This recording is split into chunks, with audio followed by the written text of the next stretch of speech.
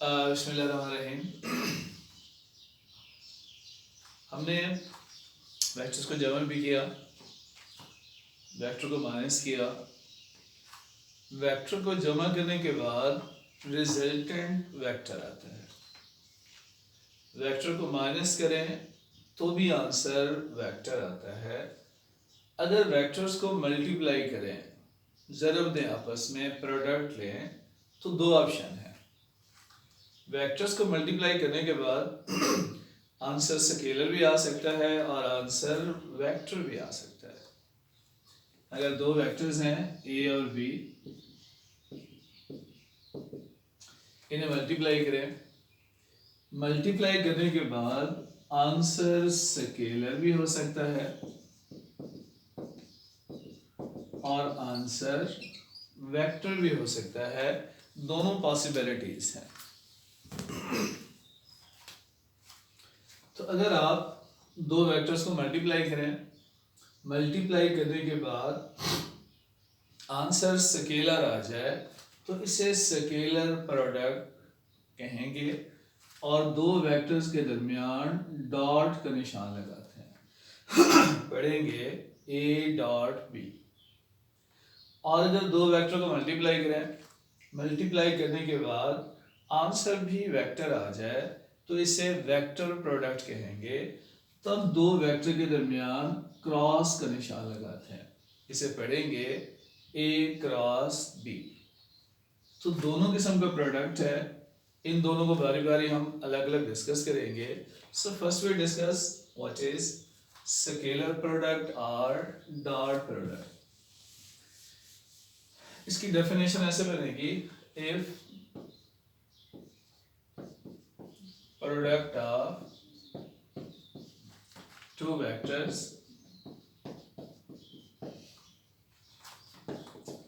is a scalar quantity।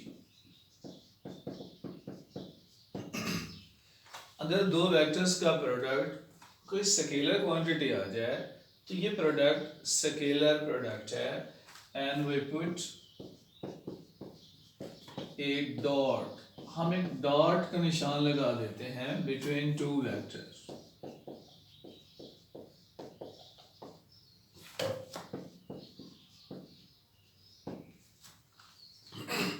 Dot का निशान लगाएंगे दोनों वेक्टर्स के दरमियान और दो वेक्टर का आंसर क्या होगा, स्केलर। इसके बहुत से एग्जांपल है। For example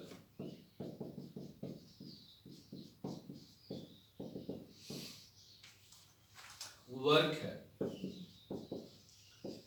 work scalar quantity है, स्केलर है, मगर किससे मिलकर बना है, दो वेक्टर से। कौन कौन से, फोर्स एंड डिस्प्लेसमेंट। फोर्स भी वेक्टर, डिस्प्लेसमेंट भी वेक्टर। दोनों मल्टीप्लाई हो तो आंसर स्केलर आता है, वर्क आता है। So we put a dot between them. इन दोनों के दरमियान डॉट का निशान लगाते हैं। पावर है, ये भी स्केलर है, मगर पावर किससे मिलकर बनी है, पावर की इक्वेशन है product of force and velocity. ये भी दो वेक्टर का प्रोडक्ट है, फोर्स और वेलोसिटी का। क्योंकि दोनों का आंसर स्केलर है, so we put a dot between these vectors. इनके दरमियान भी डॉट का निशान लगा दें। इलेक्ट्रिक फ्लक्स है,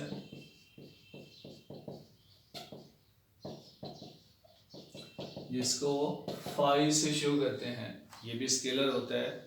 किससे मिलकर बना है, दो वेक्टर से, electric field and area vector. Electric field और एरिया वेक्टर, ये दोनों वेक्टर होते हैं। इनका प्रोडक्ट स्केलर है तो इनके दरमियान भी डॉट लगाया जाता है।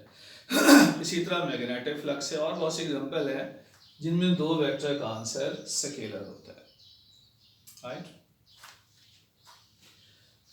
दूसरी बात,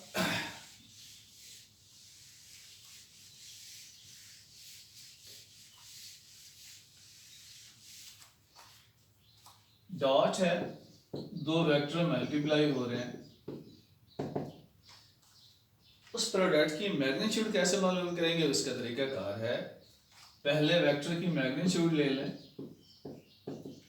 दूसरे वेक्टर की मैग्नीट्यूड ले लें और इन दोनों को cos थीटा से मल्टीप्लाई करते हैं। सिंपल लिखें तो a b cos theta. Theta क्या है? थीटा इन दोनों वेक्टर्स के दरमियान एंगल है। Where theta is angle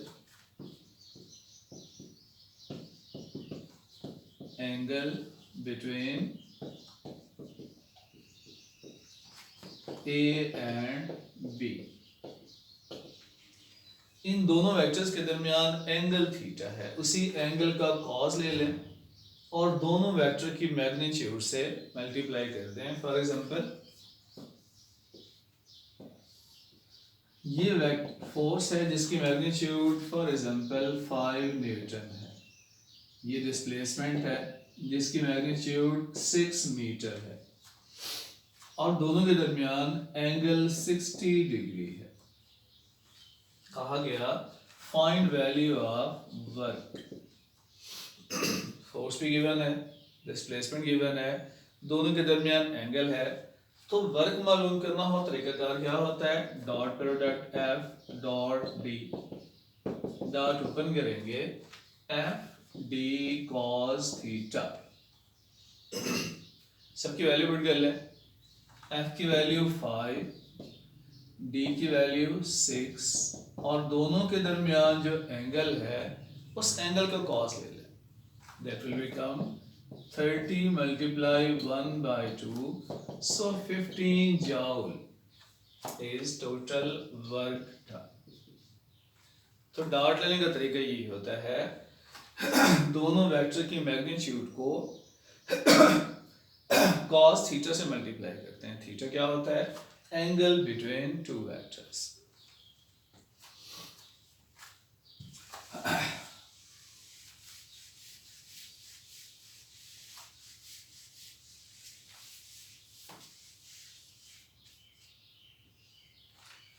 dot की एक डेफिनेशन ये भी है, क्योंकि ए डॉट बी बराबर है ए बी कॉस थीटा। ए की मैग्नीट्यूड के साथ बी कॉस थीटा को मल्टीप्लाई कर रहे हैं। बी कॉस थीटा जब ए की मैग्नीट्यूड से मल्टीप्लाई होता है तो ये डॉट बन जाता है। इसको देखिएगा, ये वेक्टर ए है, ये वेक्टर बी है और दोनों के दरमियान एंगल है, या यूं कह लें कि बी वेक्टर एंगल थीटा बना रहा है हॉरिजॉन्टल। बी के दो रेक्टेंगुलर कंपोनेंट्स हो सकते हैं। किसी भी वेक्टर के रेक्टेंगुलर कंपोनेंट बनाने हमने सीखे थे। यहाँ से परपेंडिकुलर ड्रॉ कर दें, यहाँ मिलेगा एक बी का होगा एक्स कंपोनेंट और एक बी का होगा वाई कंपोनेंट। एक्स कंपोनेंट होता है बी कॉस थीटा, जबकि वाई कंपोनेंट होता है बी साइन थीटा। तो बी का वो कंपोनेंट जो ए के ऊपर है वो कौन सा है? B cos theta. बी का वो इमेज, बी का वो प्रोजेक्शन जो वेक्टर ए के ऊपर है वो बी कॉस थीटा है।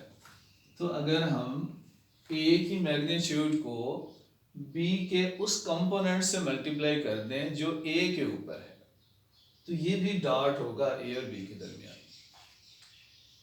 समझ आई?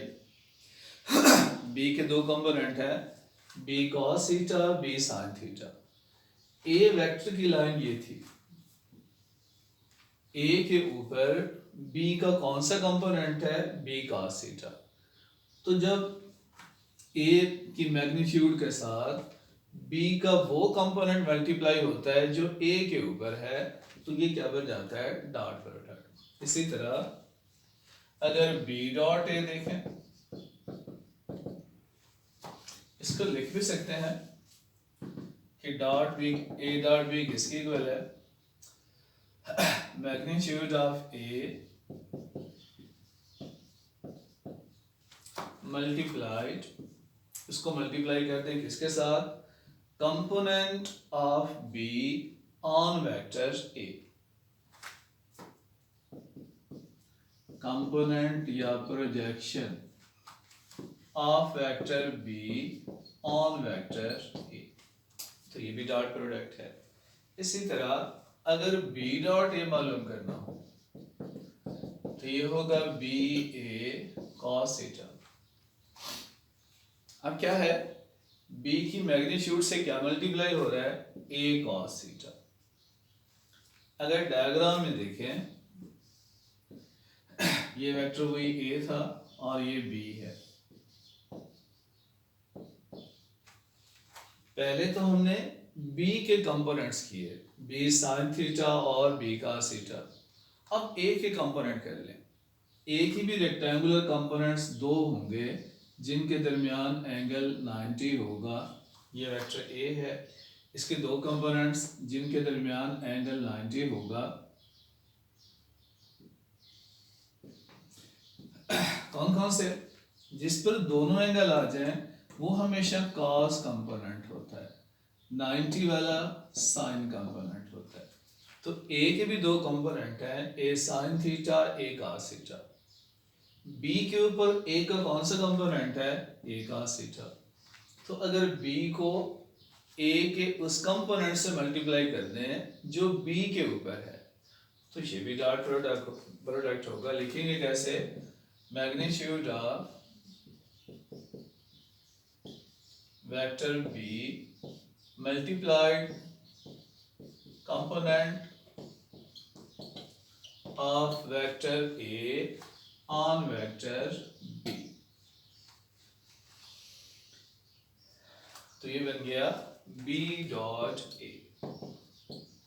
अब चाहे बी का कंपोनेंट ए पर देखें या ए का कंपोनेंट बी पर देखें, वैल्यू दोनों की सेम आएगी क्योंकि दोनों वेक्टर के मैग्नीट्यूड वही है, एंगल भी सेम है। ए बी कॉस थीटा बराबर होगा बी ए कॉस थीटा। यूं कह लें A dot B is equal to B dot ए।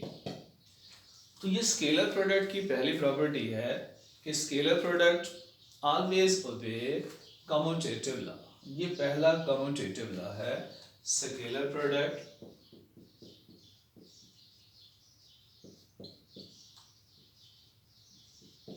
ओबे commutative law.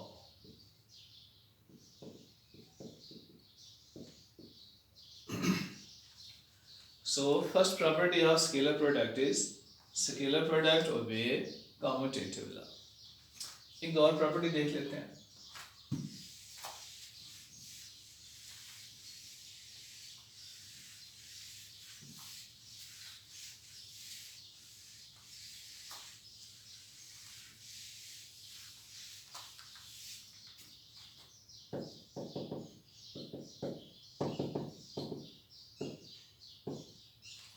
A dot B is equal to AB cos theta।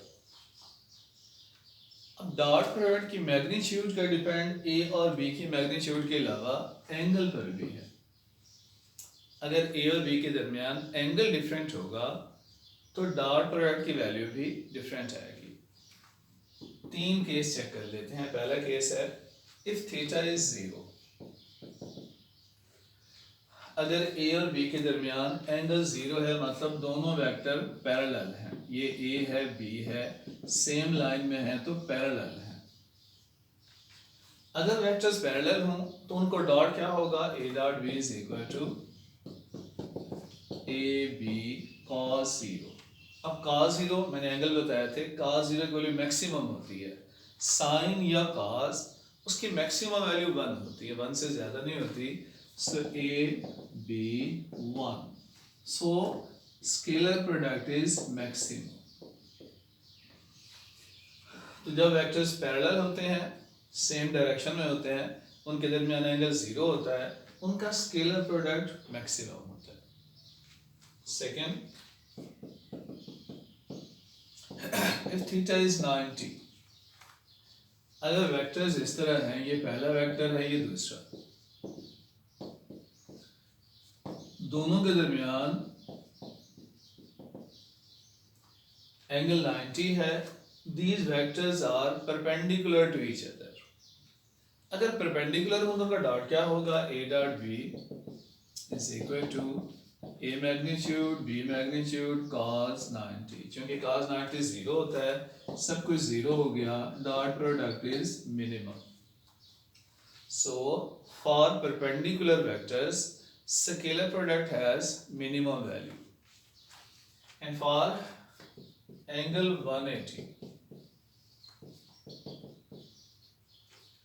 अगर ए और बी के दरमियान एंगल 180 हो, 180 means these vectors are anti parallel.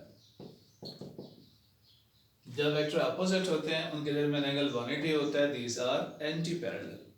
For anti parallel vectors cross dot product is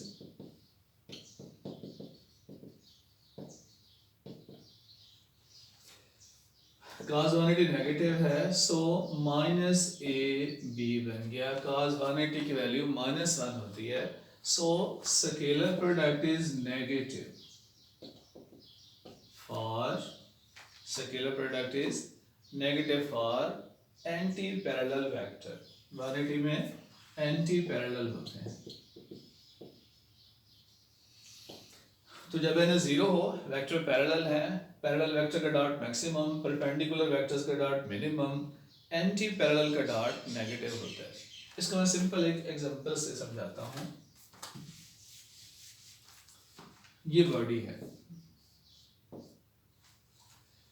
मैं work की example लेता हूँ। वर्क होता है F dot D, F D cos theta. Work क्या होता है, जब फोर्स किसी बॉडी पर लगे और उसके नतीजे में बॉडी कुछ फासला तय करे तो हम कहते हैं वर्क है। मैं फोर्स लगा रहा हूँ, अगर बॉडी डिस्टेंस भी इसी तरह तय करे तो दोनों पैरेलल हैं। इस केस में ज़्यादा से ज़्यादा वर्क होगा, डॉट मैक्सिमम होगा, because these vectors are parallel. और अगर ये बॉडी है, फोर्स मैं ऊपर लगाऊं, क्या बॉडी इधर डिस्टेंस तय कर सकती है? जब दोनों के दरमियान एंगल 90 होगा, क्या वर्क होगा? ऐसा ये डस्टर है, इसको मैं खींचता हूँ इधर, फोर्स भी इधर लग रही है, डिस्टेंस भी इधर तय हो रहा है, दोनों पैरेलल हैं तो वर्क मैक्सिमम होगा। अगर मैं इसको फोर्स ऊपर लगाऊं, क्या बॉडी इधर फासला तय कर सकती है 90 एंगल पे? नहीं करेगी। इस केस में वर्क क्या होगा? मिनिमम। और जो एंगल 180 होता है उसको हम नेगेटिव वर्क कहते हैं।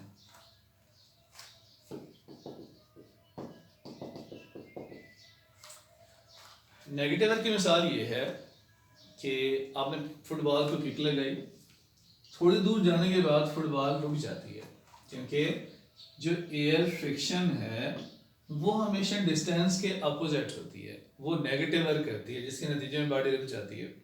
सो frictional force, force of friction always perform negative work. तो नेगेटिव वर्क भी होता है जब फोर्स और डिस्टेंस अपोजिट होते हैं। ओके, इसकी कुछ प्रॉपर्टीज कल पढ़ेंगे, इस टॉपिक को कल मुकम्मल करेंगे।